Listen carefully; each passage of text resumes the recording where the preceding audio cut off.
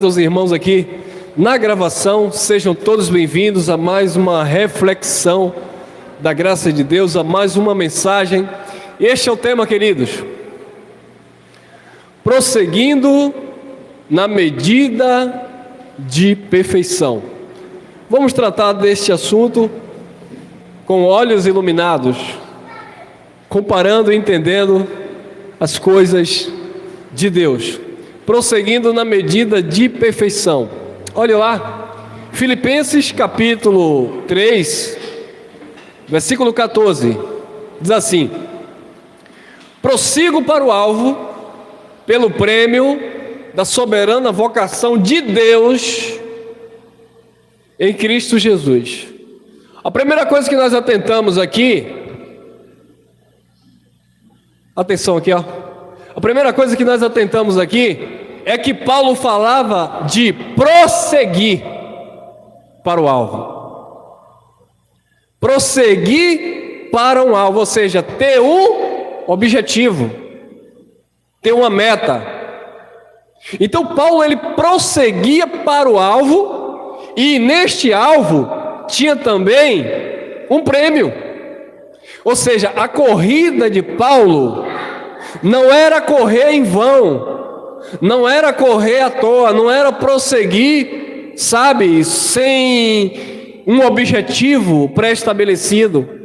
Ele tinha um alvo, e este alvo, ou neste alvo, havia um prêmio. E esse prêmio, essa premiação, era uma premiação da soberana vocação de Deus em Cristo Jesus.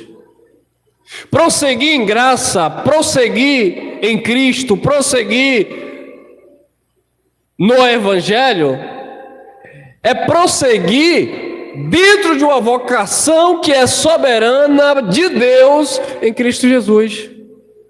Você não está seguindo uma religiosidade, você não está seguindo um líder. Se pregam por aí, se falam por aí, seguem por aí, o alvo do povo aí fora não é uma vocação soberana de Deus em Cristo. É um chamado e uma vocação de homens.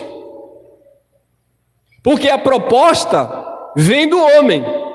Já começa nos termos da salvação. O homem diz assim: você que está perdido, aceite Jesus para ir para o céu. Isso é coisa de homem. Não é porque alguém está fora das quatro paredes da religião que o homem prega: venha para aqui aceitar Jesus para ir para o céu. Ah, então você tem o passaporte do céu? Então essa vocação não é de Deus, é de homem. Venha, você que está aí perdido, venha para a casa de Deus. Olha a vocação, não é de Deus, é de homem. Venha para a casa de Deus, porque aqui eu vou te mostrar os critérios e as obras que você deve praticar para se qualificar, para se tornar um filho de Deus. Então isso não é vocação de Deus, é vocação de homem, com vocação humana. Porque a vocação de Deus, a convocação de Deus, que é soberana em Cristo, diz, Efésios capítulo 1, versículo 4, que Ele nos elegeu, escolheu, antes da fundação do mundo, antes da criação do cosmos. Então não havia homem para me vocacionar. O homem me vocacionou, me convocou na igreja, na religião. Mas no Espírito, quem te convocou, quem te vocacionou, foi Deus. Por isso que Paulo não perdia esse alvo, ele prosseguia para este alvo, em conhecer. Por isso que ele disse aos Filipenses lá no capítulo 3, ele disse que tudo que ele tinha, tudo que ele conheceu, tudo que ele viveu no judaísmo, na religiosidade, tudo que ele aprendeu aos pés de Gamaliel, o seu instrutor, o seu professor, o seu mestre, o seu pastor, sabe, toda a liberdade que ele tinha entre os sacerdotes da época, as cartas de recomendação dos sacerdotes para ele perseguir o povo de Deus, Ele disse que pegou tudo aquilo, colocou em um saco, amarrou. Ele não falou isso que colocou em um saco. Ele pegou tudo aquilo e considerou tudo como esterco, descartou, jogou fora. Eu lembro que eu passei 18 anos como um religioso. Ser evangélico é ser religioso. Ser cristão é seguir os princípios de Cristo. E os meus 18 anos que eu passei como religioso, eu gravei DVD, eu preguei em vários eventos, eu fiz isso, eu fiz aquilo.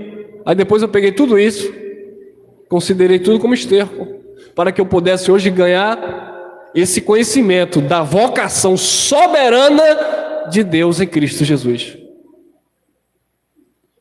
Nicodemos, ele andava como um príncipe do judeu, um mestre da lei, filho de Deus.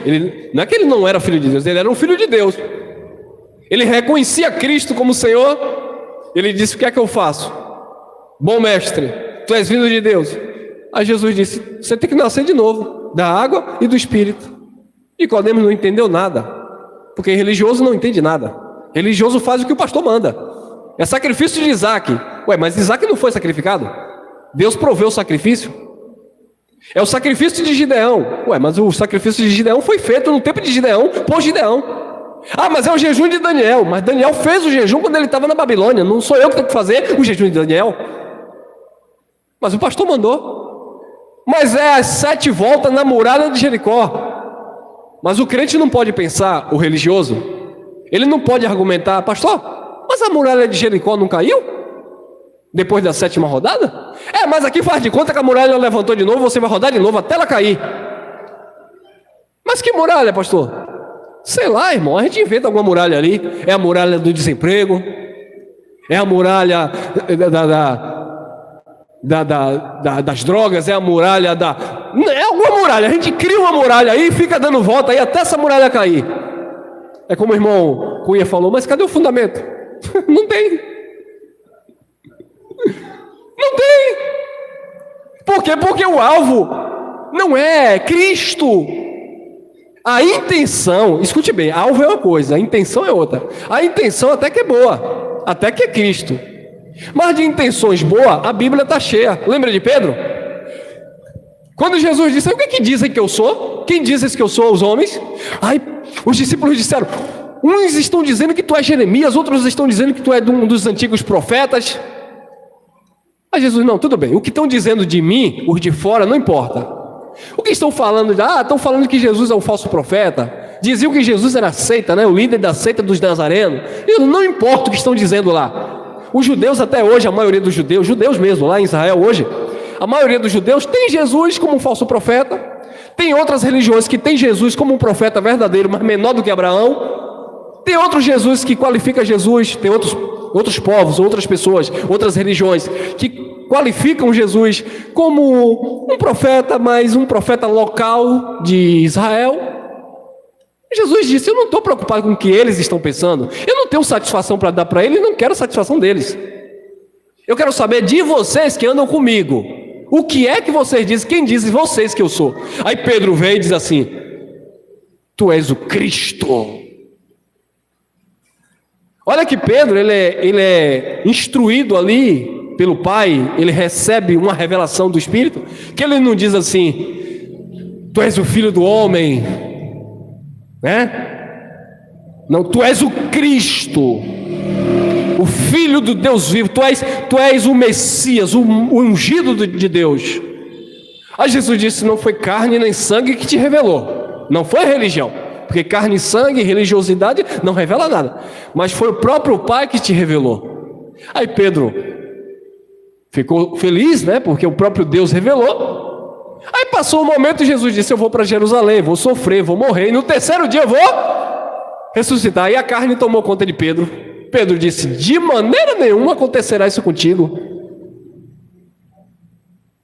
Eu não vou deixar isso acontecer. Então a intenção foi boa, porque Pedro não queria perder o mestre. Ô meu irmão, Pedro não queria perder o companheirismo de Jesus. A intenção foi boa? Foi. Mas a intenção era de Deus? Não. Então, meus irmãos, não basta eu ter boas intenções. Ô irmão, eu estou jejuando, mas a minha intenção é para Deus, não importa. Irmão, eu vou lá no monte orar. Eu vou passar a noite toda orando pela vida da minha irmã. Pô, se você quiser orar por mim, pode orar a noite e o mês todo. A intenção é boa, eu recebo a sua oração. Agora, em você ir lá para o monte, achar que no monte Deus vai te ouvir, porque na sua casa, porque em qualquer lugar, Deus está privado, impedido de te ouvir, aí é religiosidade. Então, quando o homem ele atribui a comunhão a Deus em coisa, em pão, em suco, em santidade, em fazer jejum, como eu falei, a intenção são boas. E detalhe, mas irmão, mas está na Bíblia. Claro que está na Bíblia, irmão. Quantas coisas estão na Bíblia? Mas a pergunta é, está na Bíblia? E é tudo que está na Bíblia que é para você? É tudo que está na Bíblia até onde? Ou tudo que está na Bíblia até Cristo? Porque quando Cristo chegou, Ele resolveu as questões bíblicas. Ele veio justamente fazer algo que ninguém fez. E aí Ele estabeleceu uma nova e eterna aliança, que nós chamamos de prosseguir para o alvo, por uma vocação de Deus em Cristo, não é na Bíblia. Não é nas Escrituras, é em Cristo. Ou seja, a nossa vida tem que ser conduzida, tem que ser direcionada a partir de Cristo. Eu olho para aquilo que Cristo fez e a partir de Cristo, depois da cruz, é que eu vou entendendo e me encaixando desse processo de vocação de Deus. Mas antes de Cristo, eu entro em quê? Em nada. Ah, mas o profeta Elias fez isso. Lá. Ah, mas Moisés, lá com os judeus. Ah, irmão, mas Ezequiel, lá. Ah, irmão, mas lá em Gênesis, lá, para relatar uma história. Ah, irmão, mas lá em Daniel, lá. E onde é que eu estou? Antes de Cristo ou depois de Cristo? Depois de Cristo. Depois da cruz. Depois do tetelestai, está consumado. Então eu preciso entender o que é, ou o que serve, o que se aplica à igreja depois de Cristo. Porque Cristo veio resolver algo que os homens até hoje estão tentando resolver. Porque quando tentam fazer algo que Cristo já fez, estão dizendo entre linhas, Cristo não fez o suficiente, eu preciso ajudar Jesus. E aí entra o erro do homem. Ah, irmão, mas o dízimo está na Bíblia. Lá. Ah, irmão, mas o jejum. Lá. Ah, mas Jesus fez lá em vida humana, cumprindo a lei. E depois que ele ressuscitou? E aí que entra o entendimento da palavra, como o irmão aqui relatou, para você descansar nos feitos de Jesus. Pegar aquilo que Cristo fez e misturar por fé e começar a desenvolver na sua vida. Prossigo para o alvo pelo prêmio da soberana vocação de Deus em Cristo Jesus. 15. Por isso todos quantos já somos perfeitos, queridos, perfeitos aqui não é na tua matéria, ninguém é perfeito no que tange a nossa humanidade, nós somos falhos. Quem aqui sente dor de barriga? Quem aqui sente uma dor de cabeça? Então você não é perfeito. Eu estou falando de algo físico, de sentimento, de dor, e imagine no sentido de ações. Ninguém é perfeito. Então na nossa humanidade nós não vamos encontrar perfeição. A perfeição ela precisa estar no entendimento, para a partir do entendimento eu buscar a minha saúde. Quando eu conheço, eu busco a minha saúde. Ué, se eu estou sentindo como diz, uma dor do lado, alguém disse, olha irmão, aquele chá de tal e tal é bom, eu tomei, serviu. Então você vai tomar porque alguém te contou. Então você conheceu aquele produto, aquele chá, aquele remédio, tomou, ficou bom. Mas você foi por quê? Porque você conheceu. Por isso, todos quantos já somos perfeitos, já conhecemos, perfeitos aqui é no entendimento, já conhecemos, sintamos isto mesmo. Ou seja, tenhamos esta certeza, eu sinto isso, eu sei disso, eu sou um salvo, você é salvo, você é abençoado, você é um santo de Deus, porque santo quer dizer separado, escolhido. Então, todos quantos já somos perfeitos, sintamos isso, tenhamos esse sentimento, essa certeza. Mas quem não está perfeito, ele está dizendo: eu estou perdido, eu tenho que conquistar minha salvação, eu tenho que pagar o preço no altar, eu tenho que chamar a atenção de Deus de alguma forma, eu tenho que subir escada de joelho, eu tenho que amarrar umas fitinhas no braço, eu tenho que colocar uma folha de arruda atrás da orelha, eu tenho que colocar uma carcaça de boi na entrada do sítio, porque não é perfeito. Eu tenho que guardar o sábado, eu tenho que fazer o propósito de Daniel, eu tenho que participar da fogueira bamba, porque não é perfeito. Porque ele não é conduzido pelo Espírito, ele não se sente perfeito, ele não se sente salvo. A Bíblia diz, isso é Evangelho, Romanos capítulo 8, versículo 16, o mesmo Espírito testifica no nosso Espírito que somos filhos de Deus, mas isso é para quem já está perfeito no entendimento. Quem não está perfeito no entendimento não é o Espírito que testifica, é a religião, é o pastor. Seu nome está aqui no livro, no caderno de membro? Seu nome está ali no envelope de dizimista fiel? Diploma pastoral, diploma de batismo está aqui na gaveta, o seu? Frequentes em todas as reuniões? Aí está o pastor, você é salvo. Cabelinho, irmã, do jeito que manda a nossa doutrina, a nossa. Homem vestido adequadamente, sem nada de camisa polo, nada de bermuda. Mulher de um lado, homem de outro. Aqui na tribuna, só ungido deles, né? Dos homens. Então, beleza. Aí você sempre se vê sujo, imundo. E o pastor, sabendo disso, é ele que diz o que é e o que não é para te manter. Você nunca alcançará, como disse Paulo, até que todos cheguemos à unidade da fé e o pleno conhecimento. Ninguém se sente perfeito na religião, porque se sentisse não estava lá 10, 20, 30, 40 anos fazendo as mesmas. Não é isso? Quanto tempo eu passei? 18. Tem gente aqui que passou mais. Em 18 anos que eu passei, eu fiz o quê? As mesmas coisas. Em 18 anos eu fiz jejum, passei santo. Continuei o mesmo miserável na carne. Em 18 anos eu passei a dar dízimo, sobre a promessa que eu ia ficar bem de vida. Não tinha nenhuma bicicleta, como eu falei. Em 18 anos eu passei subindo monte, descendo monte, fazendo vigília, perdendo minha saúde, saindo para evangelizar. Tinha que ser no sol quente, porque Deus gosta de sacrifício, Deus é maldoso, Deus quer que você saia debaixo de chuva. Porque eu não era perfeito. Eu não usei a inteligência e a sabedoria que Deus me deu para me aproximar das pessoas e levar uma mensagem saudável. Eu usava a ignorância espiritual. Você que não aceitar Jesus vai para o inferno. Você que não aceitar Deus na igreja. E detalhe, né? É a minha igreja que é a certa. Porque a outra lá eu desconfio que não é muito correta. Não é isso?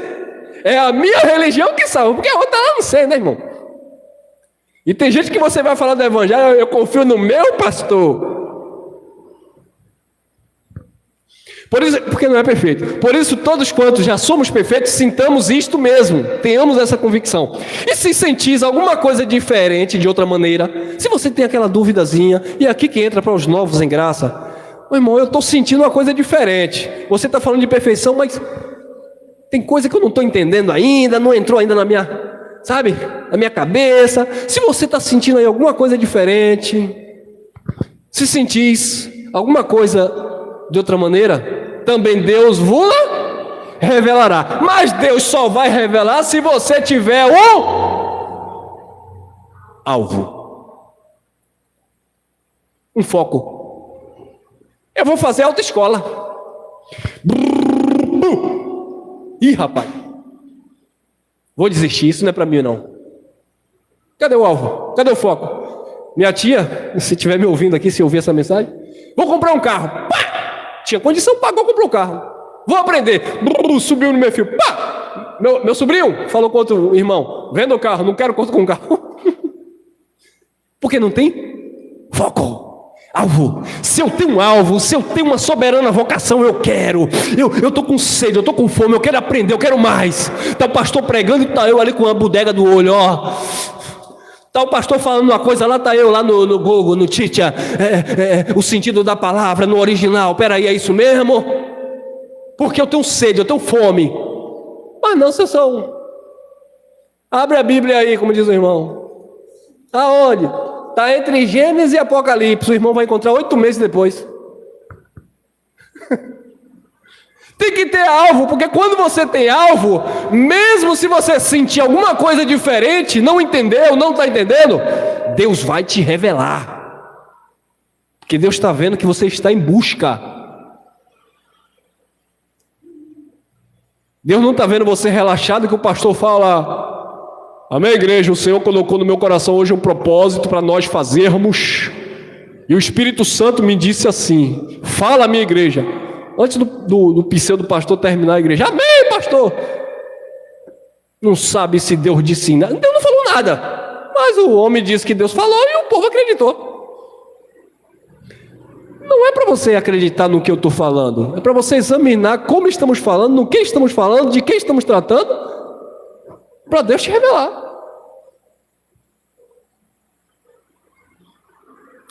(16, 3:16) Mas naquilo que já chegamos, para tudo. Vamos estatizar, vamos encerrar por aqui. Mas naquilo que já chegamos, eu já cheguei, eu já tenho esse conhecimento. Prossigamos, segundo a mesma regra de quê? Perfeição. Eu já cheguei, agora eu vou aperfeiçoar. Você chegou até onde? Cheguei até aqui. Irmão Elson, eu entendi aqui, a graça de Deus, esse tema aqui me chamou a atenção, eu recebi. Esse assunto aqui eu entendi, o Espírito confirmou aqui. E agora o que é que eu faço? Prossiga nele. Se aperfeiçoe nele. Aí eu dou aula de boxe. Aí eu vejo que alguns alunos chegam muito ansiosos. Ô irmão, eu quero aprender aquele movimento assim, tal, tal, aquilo que eu faço assim, tal e tal. Calma, meu irmão. Aí eu vou te ensinar, depois que eu passar isso aqui, tu vai embora e diz: já aprendi. Tudo bem, pode ir. Mas você já aprendeu mesmo? E o processo de aperfeiçoamento? Porque não é você fazer, é você se aperfeiçoar naquilo. Não é isso? É você fazer com perfeição aquilo. Vocês são profissionais aí de diversas áreas, vocês sabem disso. É o cozinheiro, é quem pinta, é quem borda, é quem costura, é quem dirige, é quem isso. Se você não se aperfeiçoar, você é mais um na multidão. Você não será uma referência, você será mais um.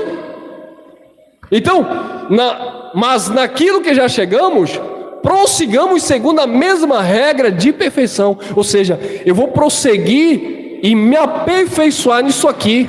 O que é que isso está dizendo? Como está dizendo? E você vai evoluindo, vai crescendo, vai entendendo. Aquilo vai se confirmando, se concretizando. Você vai vivenciando. Amém? Olha aí. Oséias 6:3.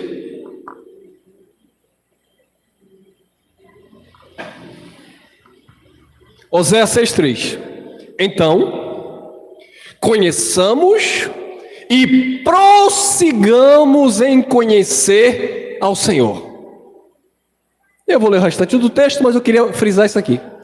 A sua saída como a alva é certa, e ele a nós virá como a chuva, como chuva seródia que rega a terra. Falando de resposta. Conheçamos e prossigamos em conhecer ao Senhor.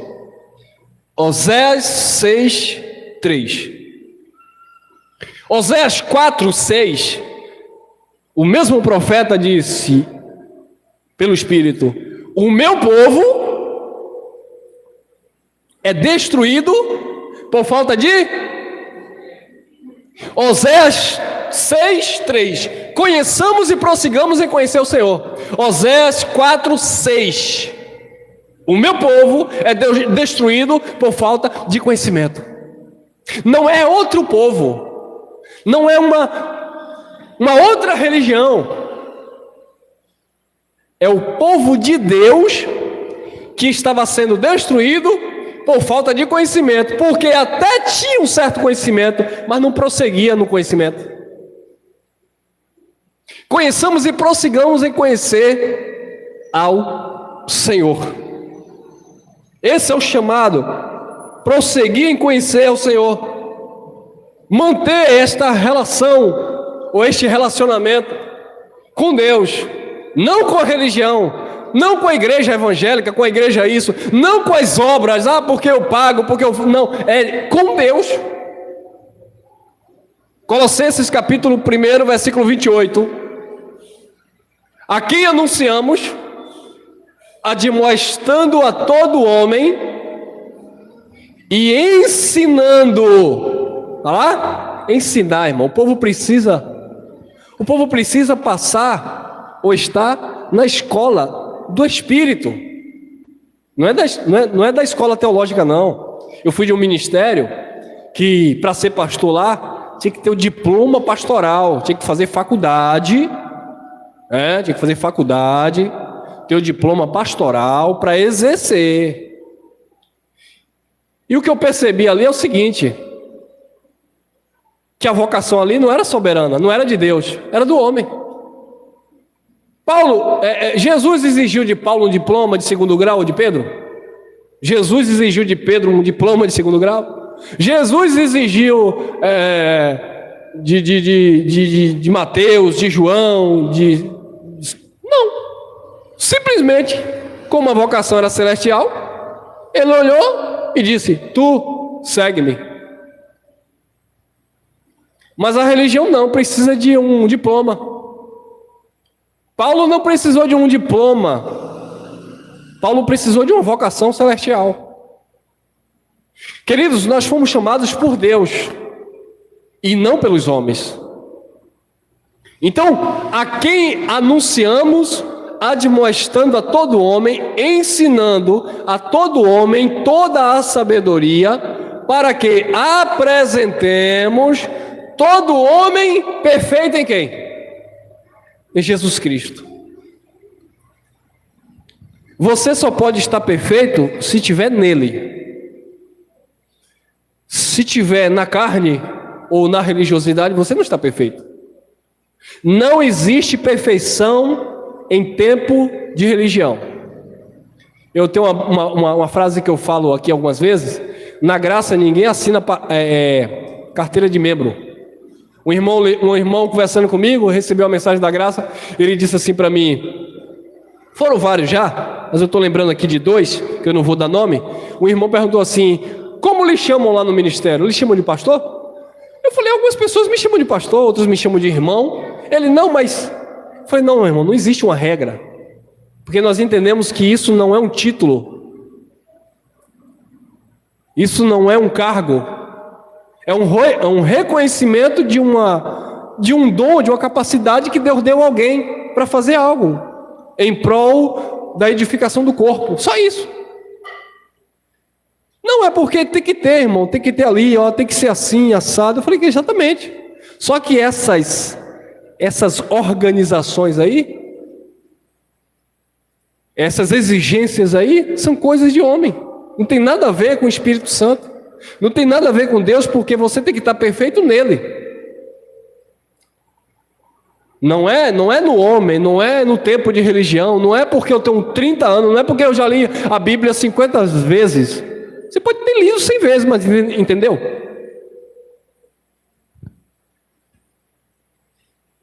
Apresentar todo homem perfeito em Jesus Cristo. Colossenses 2,10, olha aí.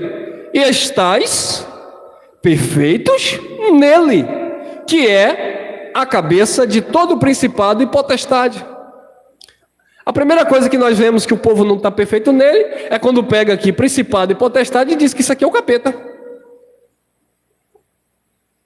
Principado, príncipes, potestade, falando de poder, e diz que ele, Cristo, é o cabeça, o líder, é o maioral dos principados e das potestades.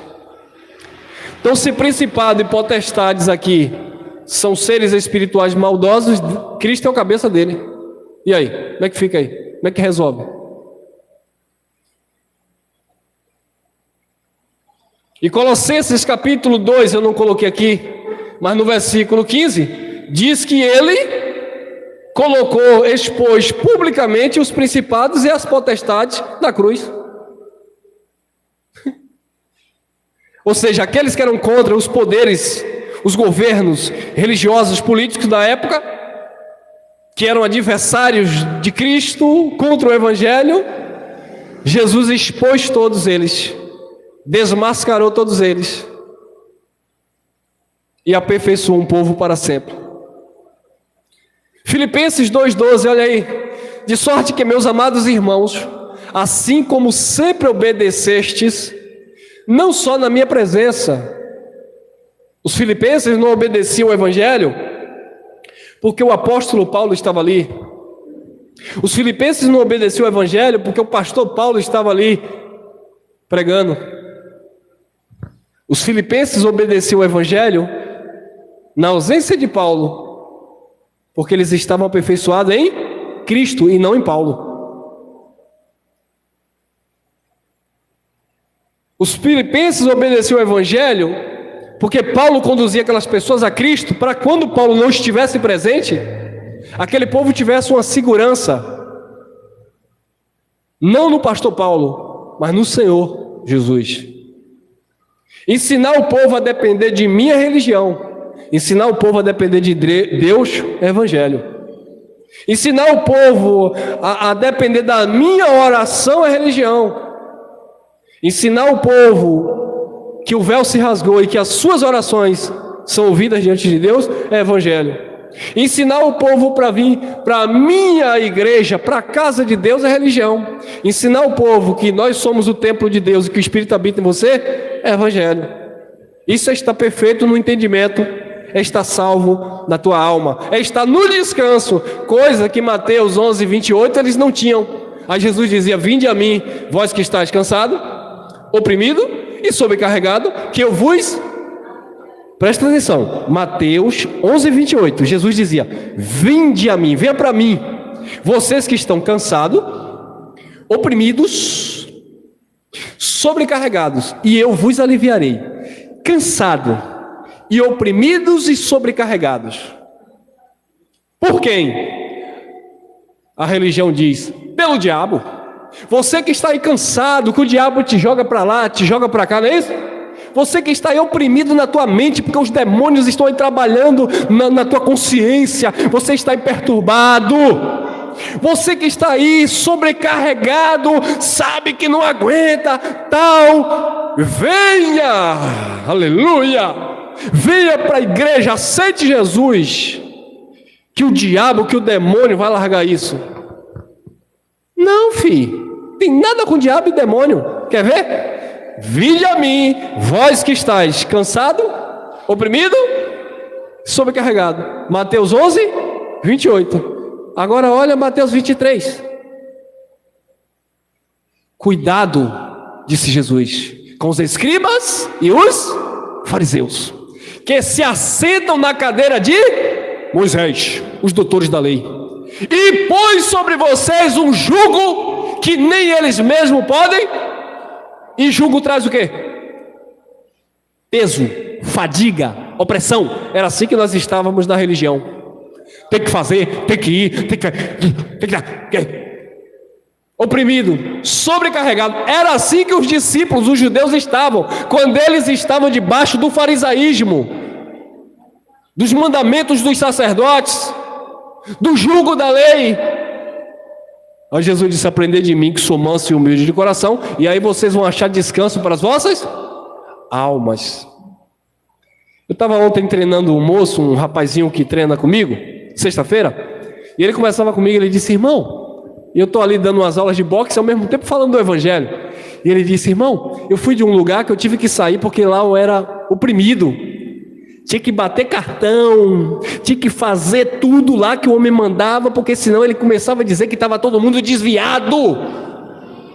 Rapaz, eu não aguentei não, irmão, caí fora. Viu aí? Não aguenta, o povo não aguenta. Agora, quem nasceu para ser escravo, meu irmão, que não consegue viver sem um cabresto, porque tem gente que não consegue viver sem um cabresto.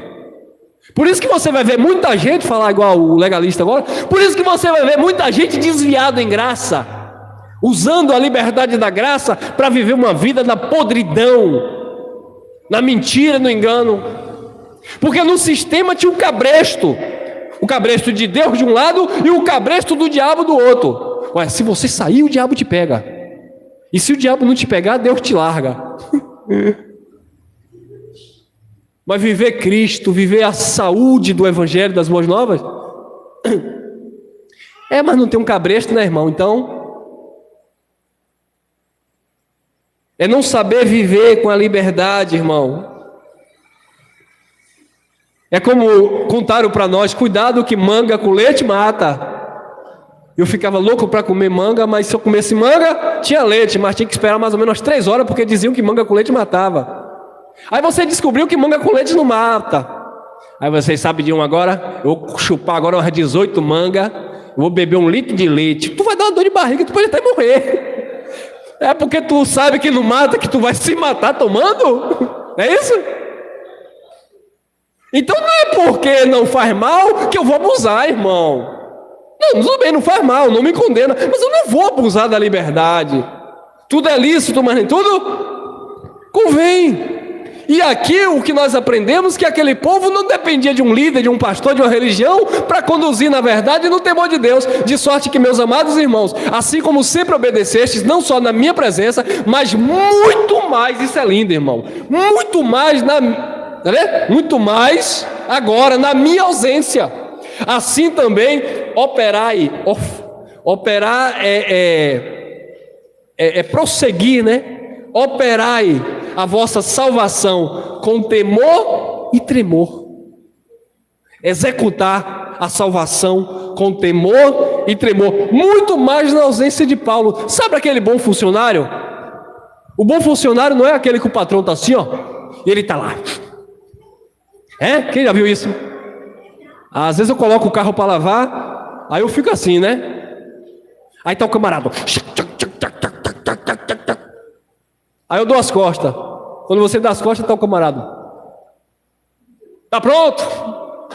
Porque só consegue desenvolver bem quando tem alguém de olho. Assim é o sistema religioso. Só consegue temer a Deus se o pastor ficar com cabresto. Mas quando não tem alguém observando, o funcionário relaxa. Eu sempre fui desse. Quando um patrão, um funcionário me dava uma ordem para desenvolver alguma coisa, eu ficava ali, tal. Ele estava ali, eu estava ali, tal. Quando ele saía, eu tentava caprichar, adiantar, terminar legalzinho, para quando ele chega ali, rapaz, você já fez? Foi? Às vezes não agradava, né? Que a gente não vai agradar a todos. Mas eu dava o meu melhor. Mas tem gente que não, é só quando o patrão está ali. Quando o patrão sai, relaxa. Paulo disse, vocês operam muito mais na minha ausência. Eu não estou com vocês, mas vocês estão lá, se dedicando, se esforçando, operando a vossa salvação com temor e tremor. Não é porque eu sei que eu sou salvo, que eu vou perder o temor de Deus e o tremor. Não, irmão. Glória a Deus, você é um salvo, você é um abençoado, você é um filho de Deus, o Evangelho te revelou isso. Agora é engraçado que antes de te revelar isso, você por medo caprichava. É isso? Eu não vou faltar culto, porque se eu faltar o culto eu perco. Eu não vou negligenciar no dízimo, porque se eu negligenciar, Papai do céu me pega, porque você não conhecia. Eu vou mandar nesse padrão, nesse alinhamento aqui, porque aí conheceu o Evangelho. Rapaz, se eu soubesse que era assim,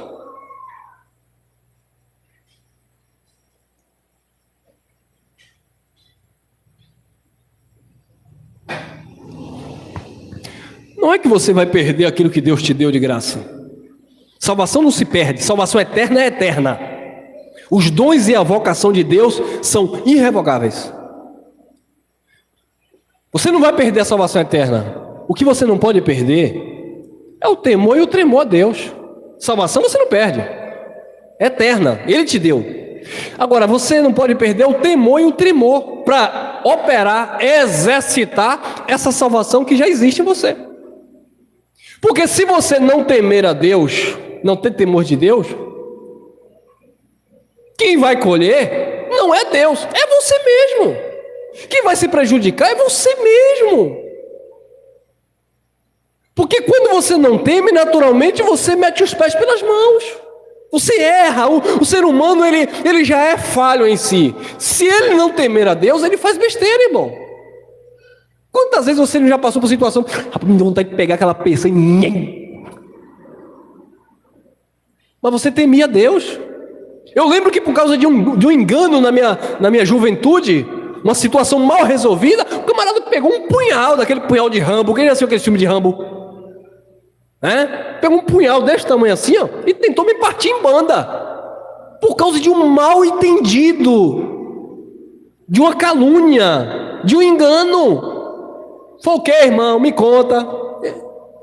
Eu vou contar. Eu dava aula de artes marciais e tinha uma moça lá que se interessou por mim. Só que ela tinha vergonha. Ela escreveu uma carta. Olha que malícia como diz o sistema, do capeta. Ela escreveu uma carta dizendo que a irmã dela gostava de mim. E me deu essa carta. Só que a irmã dela tinha namorado, tinha noivo. Eu não sei como isso aconteceu. Eu sei que o namorado soube que eu recebi uma carta da noiva dele. E o camarada veio pra cima de mim com a faca desse tamanho. Não vinha? De mão vazia, né? E toma-lhe facada. E naquele tempo eu era menino novo. Pulo de um lado, pulo de outro. E até a camisa rasgou. E eu consegui. Joguei a camisa em cima dele e consegui fugir. No outro dia agora eu digo, eu te pego e eu te mato. Mas o temor de Deus não deixou. Peguei o camarada, botei, o camarada chorou. Não bati, não fiz nada, só conversei.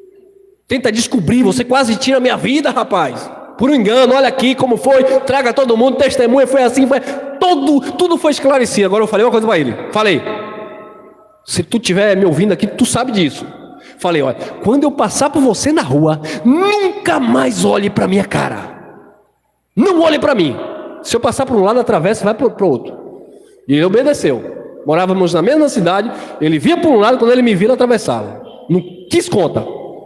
Mas eu não fiz nada, porque quando nós temos temor de Deus, abençoado, tem coisa que dá vontade. Minha esposa às vezes se estressa com o trabalho, com situações. Elcio... Mas o temor de Deus logo ministra na nossa mente. Calma, respire fundo, vai passar, é um momento. Tem que ser assim, tem um equilíbrio. Não é sair, porque não sei o quê. Eu faço mesmo e eu quero ver quem vai. Não faça não, que com Deus não se brinca. Você não vai ferir Deus, você vai ferir você mesmo. É você que vai se prejudicar. Olha aí, Romanos 1,17. Porque nele se descobre a justiça de Deus de fé em fé. Olha essas crianças aí, viu, gente? Como está escrito: mas o justo viverá pela fé. Ó, de fé em... Isso é o quê? É um processo gradativo, é prosseguir. Eu tenho fé. Mas é de fé em fé. Não, irmão, eu tenho fé. Bom, eu posso ter fé em alguma coisa ou em qualquer coisa. Mas a questão é de fé em fé. Eu vou aprendendo, eu vou desenvolvendo. Eu estou em um processo de crescimento. Ninguém aqui sabe de tudo.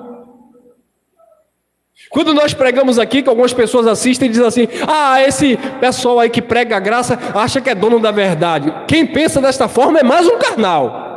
Porque eu ministro o evangelho da graça. Mas eu aprendo todo dia.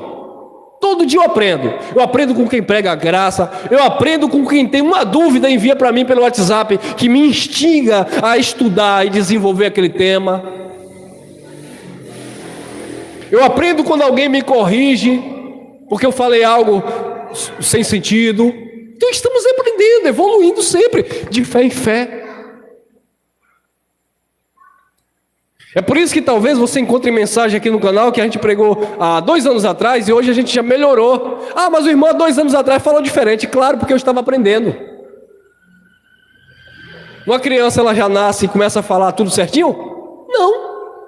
Você passou 20 anos, 30 anos num sistema falando errado modo de falar, não é o português. Falando a linguagem teológica errada. Aí quando chegou na graça, assistiu 3 mensagens de Geraldo, 2 de Elson, 5 de Cristiano, disse: pronto, agora já sou pregador do Evangelho da Graça. Faz sentido, irmão. Aí fica um monte de, desculpa a expressão, mas fica um monte de papagaio repetindo as mesmas coisas. Quando vê que ninguém vai dar ibope porque todo mundo já viu, a graça acabou, igreja não existe, e muitos estão se denominando agora ateus. De fé em fé. Como está escrito, mas o justo viverá pela fé. É um progresso, né? É um avanço. Olha lá, 2 Coríntios 3,18, vamos terminando. Mas todos nós, com o rosto descoberto, refletindo como um espelho a glória do Senhor, somos transformados de um dia para outro. Transformação é um processo de glória em glória, de fé em fé. É uma mudança, é um processo. Não é de uma hora para outra não, irmão. De uma hora para outra você até entende, mas entender e ser transformado é outra história. A primeira vez que eu ouvi uma mensagem em graça eu entendi logo, mas eu não fui transformado por ela. Eu entendi, mas ser transformado é outra coisa. Descontaminar tudo aquilo que você aprendeu, esquecer as suas experiências religiosas, por onde eu andei, o exorcismo de demônios, compreender aquilo, entender que Jesus não vai voltar fisicamente, mas a palavra voltar, em juízo para julgar Israel. Compreender isso é difícil. Tem gente que entende, mas não consegue administrar isso. Entender que batismo nas águas não tira pecado, porque se batismo nas águas tirasse pecado, eu vou apresentar para vocês o maior profeta da Bíblia, que foi para o quinto dos infernos, João Batista. Porque a pergunta é: batismo nas águas tira pecado? Quem foi que batizou João Batista nas águas? Cadê o teólogo aí para fuçar a Bíblia? Entendeu? Não tem como. E outra coisa, se batismo nas águas salvasse, porque o próprio Salvador Jesus não batizou ninguém. Ah, batismo nas águas salva, mas eu, o Salvador, não quero salvar ninguém. Vai vocês batizando aí. João 4,2 diz que ele não batizou ninguém. Se o batismo nas águas salva, porque o próprio Jesus disse em Atos, capítulo 1, versículo 5: vocês foram batizados com água, mas agora serão batizados com o Espírito Santo. É desse ensinamento que a igreja precisa, de glória em glória. É um processo. Mas se não tiver um foco, um objetivo, um alvo, não cresce.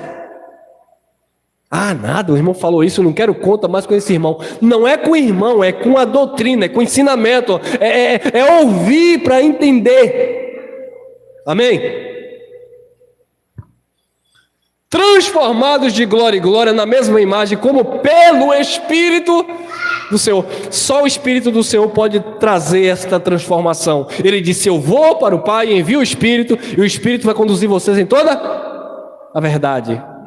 Na carta de João, capítulo 2, no versículo 27, vocês não dependem, não precisam de outra unção, mas a unção que vocês receberam permanece em vocês, e é essa unção que vai conduzir vocês em toda a verdade. A unção ali é o Espírito do Eterno conduzindo em toda a verdade, mediante o conhecimento da palavra. É um processo. 2 Tessalonicenses 1,13: sempre devemos, irmãos, dar graças a Deus por vós, como é justo, porque a vossa fé cresce muitíssimo, cresce, aumenta, e o amor de cada um de vós aumenta de uns para... Percebeu que a fé, ela está unida ao amor? Porque o amor é o vínculo da perfeição. Não existe fé sem amor.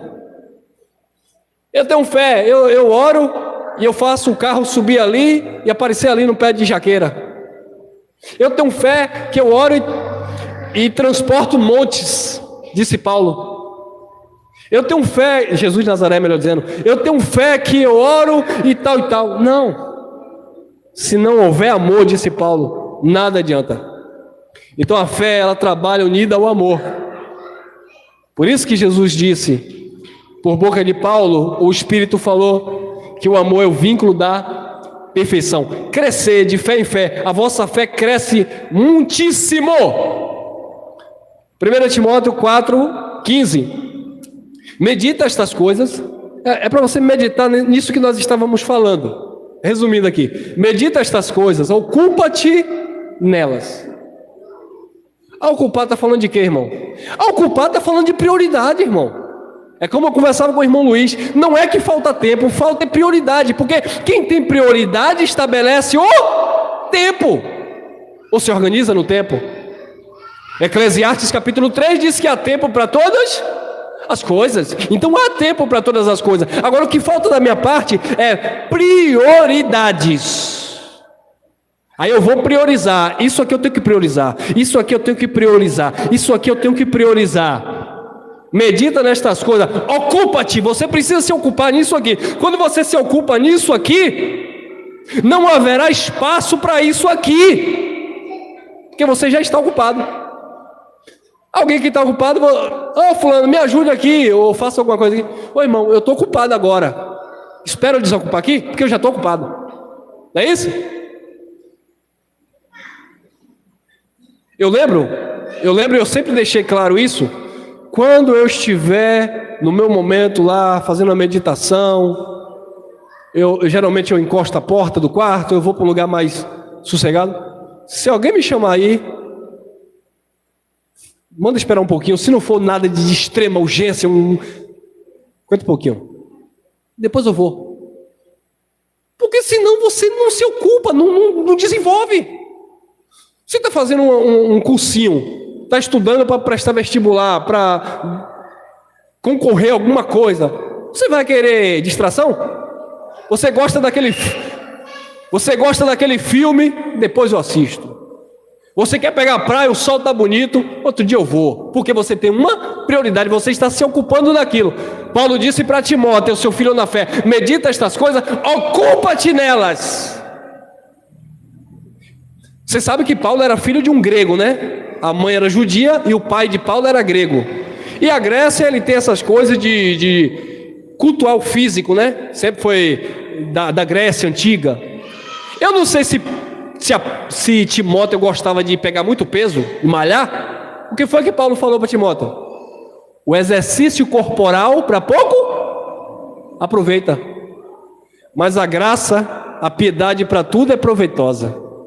Então Paulo percebeu que Timóteo, ele estava se ocupando demais com coisas fúteis.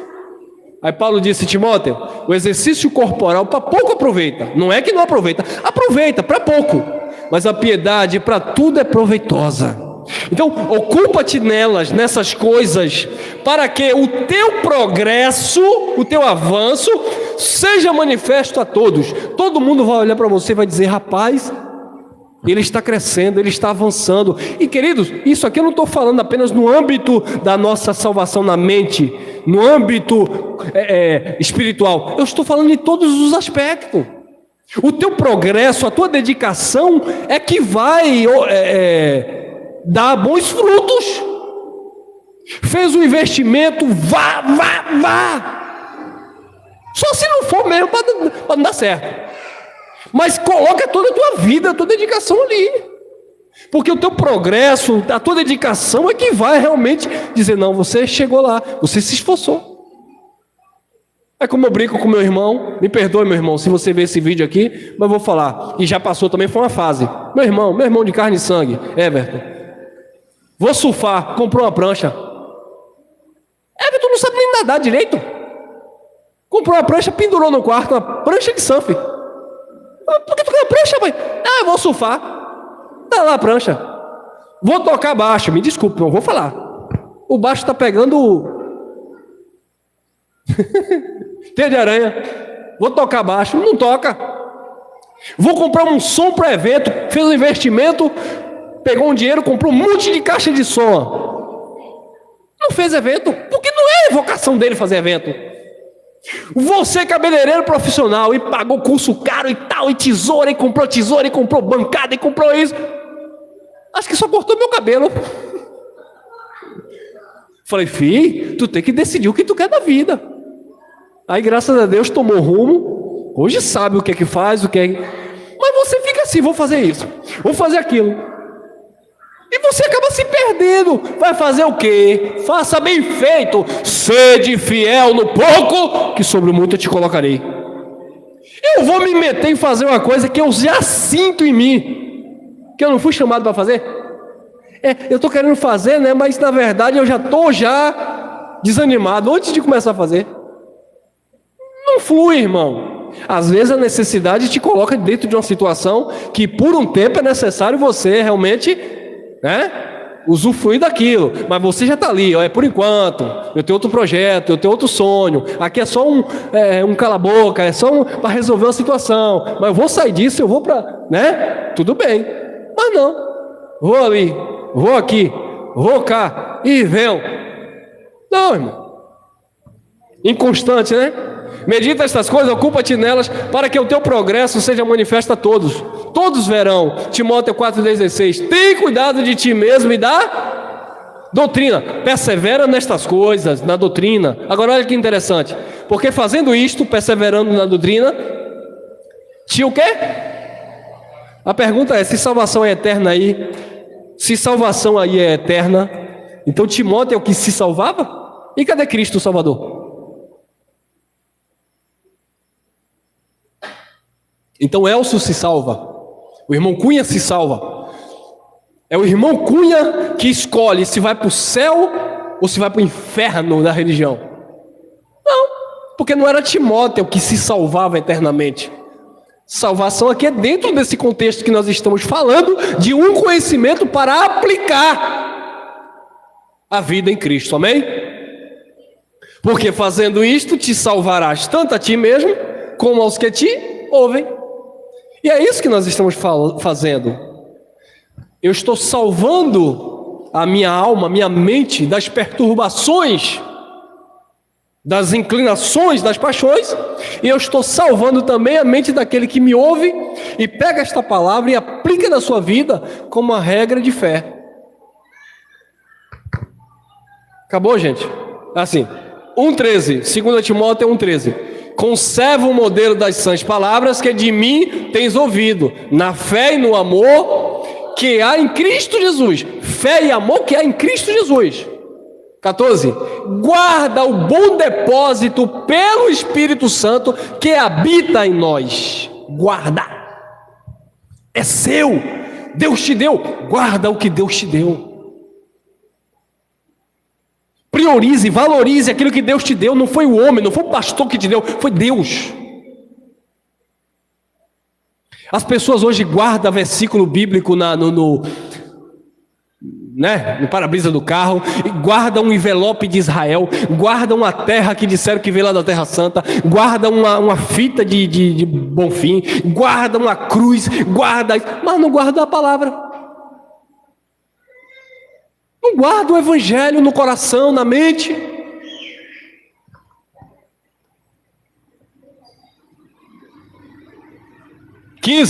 Procura apresentar-te a Deus aprovado como obreiro, que não tem do que se envergonhar, que maneja bem a palavra da verdade.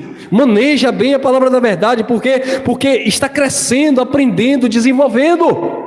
E aqui sim nós encerramos 2 versículos. 2 Pedro 3,17. Vós, portanto, amados, sabendo isto de antemão, guardai-vos de que pelo engano dos... Que engana são os homens, irmão. Pelo engano dos homens, irmão. Mas os homens que enganam, eles não vão dizer que estão enganando. Eles vão dizer o seguinte: o diabo está lhe enganando. O demônio está lhe enganando. Quer ver uma coisa? Desculpe. Eu vou chegar na câmera aqui, ó. Tem mais ouvinte aqui na câmera. Eu desafio qualquer pastor, teólogo, missionário, que se diz profeta, qualquer um, faça fila aqui em Lauro de Freitas e Tinga, na rua Santa Cecília, tá? Qualquer um com Bíblia aberta, me mostrando dentro da Bíblia que o demônio, que os espíritos malignos enganam pessoas. Agora eu mostro dentro da mesma Bíblia que tu prega, que todo engano procedente dentro do Evangelho parte de homens.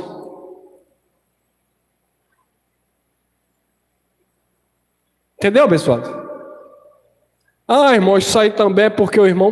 Não é, porque não tem. É os homens que enganam com astúcia, fraudulosamente, eles distorcem, deturpam para escravizar o povo de Deus. Pelo engano dos homens abomináveis, sejais juntamente arrebatado e descaiais da vossa firmeza. Está vendo essa palavra aqui, arrebatados? É a mesma aplicada para arrebatamento da igreja. Você sabe o que quer dizer arrebatados? Que no original é do grego harpazo, que quer dizer tomado para você, tomado para si. Arrebatado e descaiais da vossa firmeza é o seguinte: você está firme em Cristo, você está firme na graça de Deus, você está firme no Senhor, aí alguém vai lá e te arrebata como? Puxando para Ele. Você está andando pela fé, você está andando em fé em Cristo, alguém chega, aí você abandona a fé, apostata-se do Evangelho e você é arrebatado para a pessoa. A igreja, o povo de Deus, já foi por Cristo arrebatado, tomado para Deus. Essa é a palavra do arrebatamento. Não é bonequinho subindo nu, porque a roupa fica e o bonequinho vai subindo. Cristo vai arrebatar a igreja, nós vamos subir para o céu. Isso é a religião que ensinou assim, porque a palavra arrebatado na igreja é tomado à força, tomado à distância, tomado para si. E Cristo nos tomou do império das trevas, do engano, da religiosidade, e hoje nós pertencemos a Ele, porque aquele que se uniu ao Senhor se tornou só espírito com o Senhor, e Ele diz que do amor dele ninguém pode fugir.